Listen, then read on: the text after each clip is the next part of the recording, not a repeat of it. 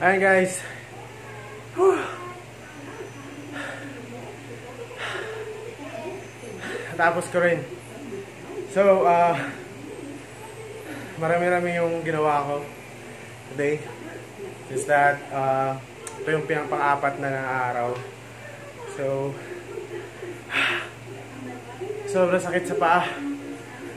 Nangangalay na yung paa ko. Kahit ganun lang kasimple yung tingnan yung exercise. Pero, sobrang hirap niyang gawin pag paulit-ulit at sa pag masyado kang maraming ginawang exercises. But, yun nga, naasahan natin na re-resolve ito sa maganda. Siyempre, exercises.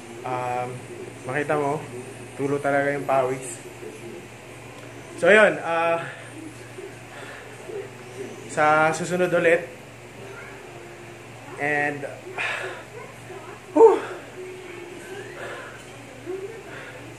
hopefully, kakayanin ko pa. Pero, masarap sa katawan. Lalo na mamaya pag tapos kong magpahinga at makaligo, mga fresh. So, masarap sa katawan. Ngayon lang kasi pawis pa. Ito talaga ang pawis. So, yun. Salamat sa panonood guys. And sana ma-encourage din kayo na mag-exercise sa bahay while naka-quarantine tayo. And stay safe guys.